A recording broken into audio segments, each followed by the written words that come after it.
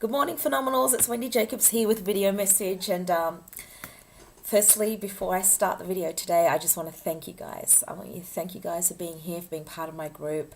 I don't know if you guys know this, but you guys inspire me as much as I know from all your beautiful messages and everything that you share every week that I add value to your life. You guys add immense value to mine, and I really want to acknowledge that and to really thank you. Um, earlier this week, I shared a post, a very honest and very vulnerable post about my journey this year, which was my journey from heartbreak very, very early on this year, where I was probably at one of my lowest points, really so completely disconnected from myself, from my truth, from my passion, from my heart, and from my joy, and I was really lost. And I decided I was going to write the Heartbreak to Breakthrough program essentially for myself because I knew that it was something that I needed. I'd hit rock bottom and I needed a deep excavation and I had to rebuild. That was the place I was at February this year. So much has evolved since then. It's been a journey, a roller coaster journey. Okay, I'm going to be completely honest with you. I said this earlier this year that my promise is to be the most authentic coach that I can be, because one of the things that I experienced during my most challenging times after my heartbreak was a lack of compassion, right? And in many ways I thought, well, that's also maybe a reflection of myself. Not maybe, but it was. And I had to look deep within myself and recognize the fact that I wasn't giving compassion to myself, but to others also. I had become so disconnected from my heart and had become someone that operated really from her mind, someone that was able to very quickly manipulate the perceptions of what my reality were in a way that wouldn't allow me to feel the depth of the pain that I was experiencing at the time. And so my journey this year was really about reconnecting with my heart, realigning with what feels good to me, and having the faith, honestly, to start with, the absolute faith to follow that stream of joy. And that has led me to this incredible journey. Earlier this year, I remember reading an article, and what really grabbed my attention with this article was that the person that wrote it said that the greatest pitfall to manifestation was emotional bypassing. And the moment I read that, it just resonated with me. I'm just going to lock this up. It just resonated with me. I just thought, I knew I was a massive emotional bypasser. I absolutely knew it. I knew it because, I'm going to turn the sound off again. Sorry guys, I did this earlier this week. I've got to remember to do this before I start a video. Okay, I knew that I'd done this because after my breakup, people were approaching me in this space of like, wow, you're so strong. You seem so happy and you've got things together, but people that were close to me seemed to be a bit more concerned. They were like, where is your anger? Where is your hurt? Don't you think you should be pissed off about this? And all these types of questions. And at that time in my life, honestly, I did what I call now a lot of spiritual bypassing, which means I used a lot of concepts and ideas, spiritual concepts and ideas, to bypass what I was actually truly feeling. But I didn't know it. I really wasn't aware of it. But this article that said that the greatest pitfall to manifestation was emotional bypassing really got my attention because, you see, at the time I thought, I dedicated my life to all the disciplines that I teach. And my life was just not a reflection of what I desired. And I didn't understand what I was doing wrong. I really did not get it. I didn't get it. I felt like I was doing all the right things. And when I recognized that that was a pitfall, I thought, wow, there were emotions that I was disconnected from. There were emotions that I have completely disassociated from.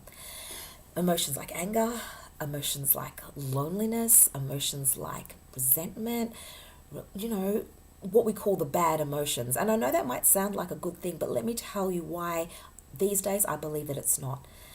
So in the past, I'd grown up with this belief that all those negative, all those bad emotions were bad things, and I'd pushed them to the side, disowned them, and only focused on showing to the world and to myself the emotions that I felt were acceptable. Essentially what I was doing, I was fragmenting, pushing away, disowning aspects of who I was. And this is not self-love. In fact, this is the root of self-hate. This is actually hating aspects or hating yourself so much that you have completely disowned them and pushed them away.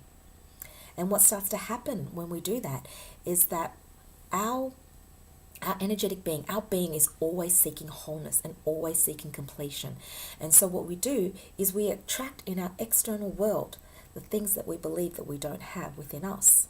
And so if we've become really unbalanced people that have only exercised or do their best to only exercise what you believe are the good qualities, what we start to manifest in the external world is those qualities that we've disowned, because they are within us. We are projecting from a very deep level, and we start to attract into our reality those qualities that we've disowned because we believe we don't have them, that we have to search for them somewhere else. And as a result, sometimes we find ourselves in really unbalanced relationships, right? So I'm not going to go too deep into that. It wasn't the idea of this video blog this morning. What I really wanted to talk about this morning was the fact that one of the things that I also learned at the beginning of the year was that when I felt something, not thought something, but felt something that was good to me, inspired me, gave me a good feeling, just to hold on to it and milk it, like really feel it in my nervous system. It didn't matter what it was. So at that time in my life, and I've shared this in an earlier blog this year, I was so hurt and so broken and really struggling that I totally committed to this. And at first it would be the simplest thing. It would be that the sun had come up and I'd feel that little, oh, it's a sunny day, and I'd grab onto it and I'd milk the fuck out of it. I would milk it, like really expand it in my body. And then it would be the next thing. It would be a smile on my son's face. It would be hearing my daughters singing in their bedroom. It would be, the smell of fresh linen. Just about anything that I could grab a hold of in my environment, I would grab those emotions and milk them and feel them and expand them, right? So at that time in my life, because I had become so disconnected from my essence and so disconnected from what I thought were my dreams and my passions, those things didn't inspire me anymore. The things that I was driven by at one time in my life, my goals, my dreams, my ambitions, they did not inspire me. So I couldn't hold on to those or grab a hold of those or feel those the way I had once in my life. So I had to look for things that just arose naturally in me, right? And so I continued to do this. But what I also learnt throughout this year is that when you tap into the feeling of what you want, you are in alignment with who you are, because the essence of who we are is joy and love. Now, what happens through the process of socialization? We get taught what to believe. We get taught what to associate to things like love, success, those types of ideas. And so in my workbook chapter this week, I wrote a chapter on how to step into the phenomenal woman that you are and absolutely claim your greatness and create the life of your dreams.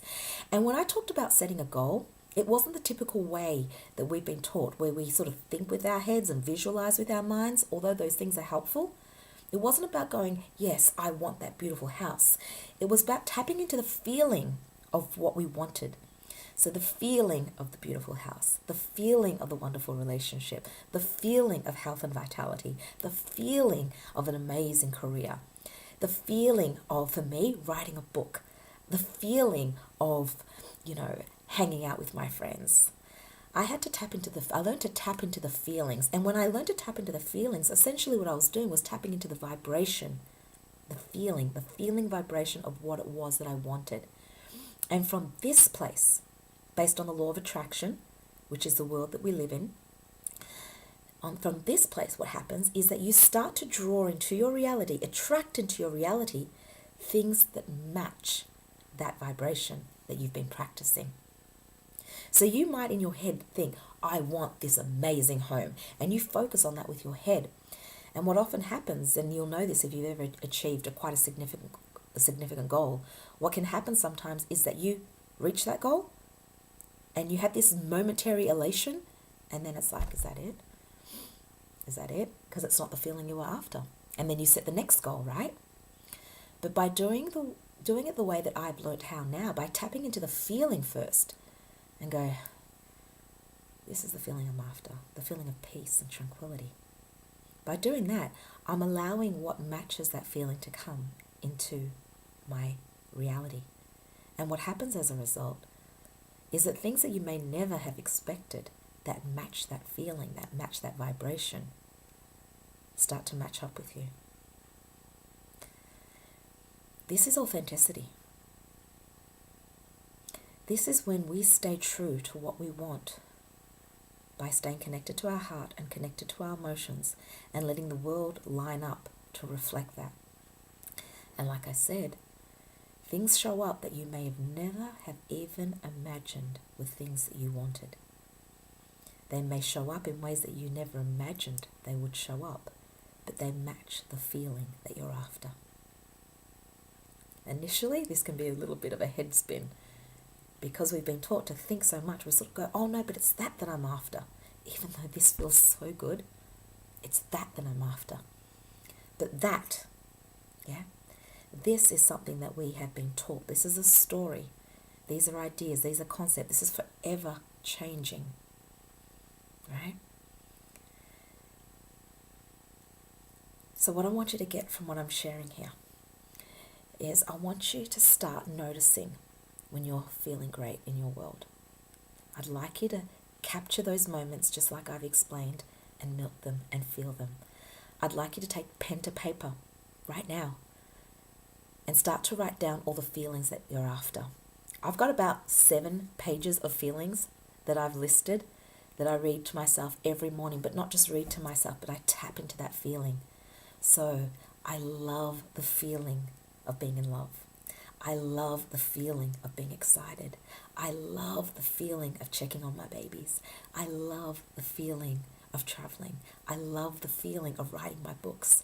And as I tap into those feelings, those emotional states, I then go on with my day intentionally, because I'd set those feelings. I go on with my day in that vibrational state. And what happens is when I come out of alignment, when something sort of bumps up and it doesn't feel good, it brings my awareness to that fact that this has happened. I promise you, because this has been my journey, that if you commit to this and you start to become aware of what it is that you want to feel, your life will start to shift in the most magical ways. The most magical ways.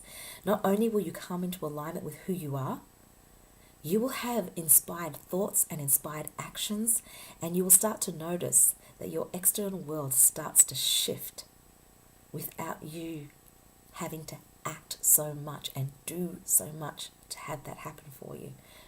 But the external world starts to shift to match the emotional vibration that you have now been practicing and you are now resonating. And when that happens and you see these things come into your reality, notice them. Absolutely notice them and milk them. I know this video is a little bit longer than what it usually is, but I do want to share this because a second thing, well, not even a second, there's been quite a few. One of the other things that I've had to learn this year is how to receive. How to receive.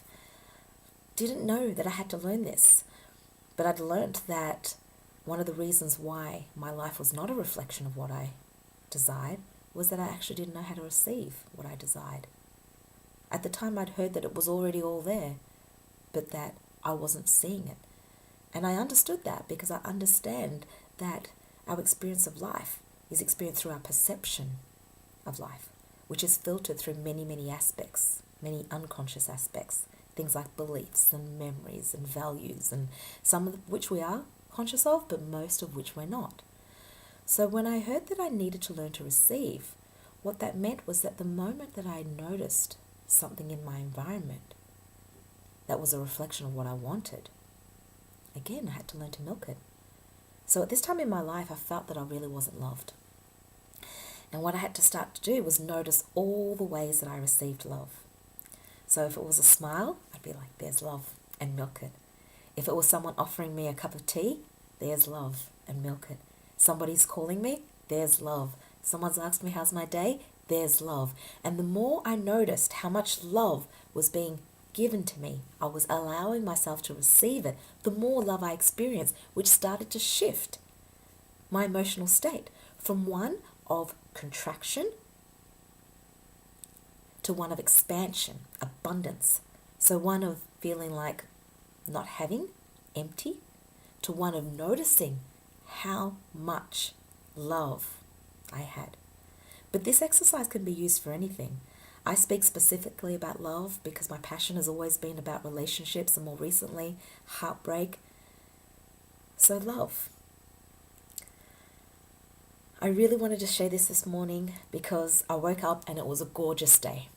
I decided to go to the shop to get a couple of groceries, and as I walked out, I asked myself a question that I have allowed myself to follow this year, and I'm going to share it with you in this video. It wasn't easy at first, it was actually quite challenging, but the question that I've been practicing was, what would a person that loves themselves do?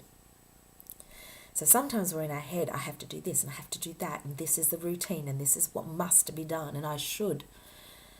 So starting with this new question of what would a person that loved themselves do at first, I promise you it was really challenging. It was really challenging because it really bumped up against a lot of what I thought I needed to do. But it's becoming more natural to me.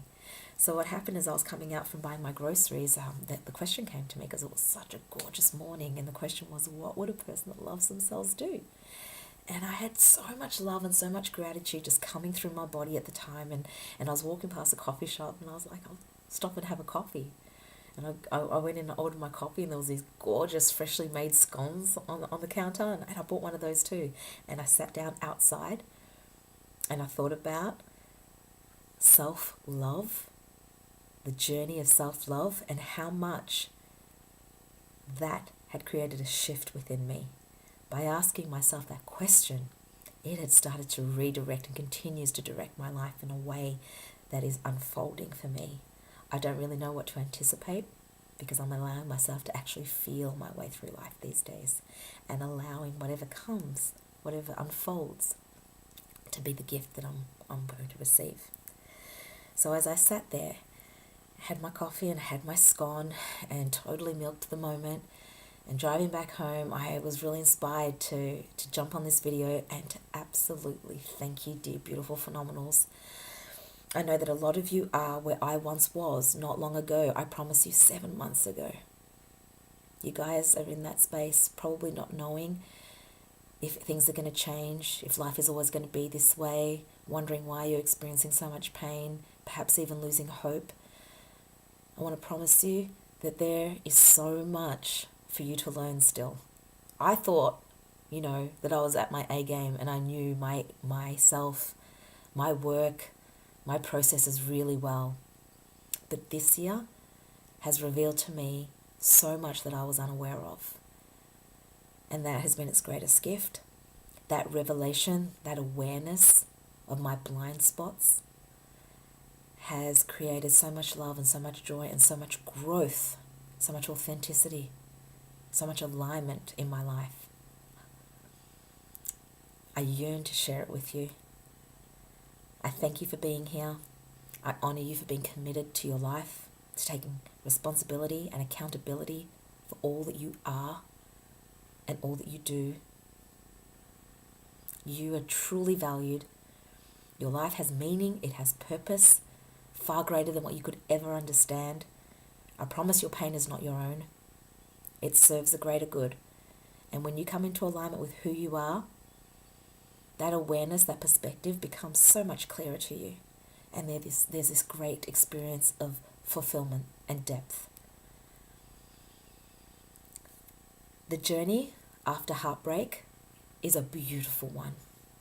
It's a deep one, filled with so much feeling, so much awareness, one that is well worth its investment.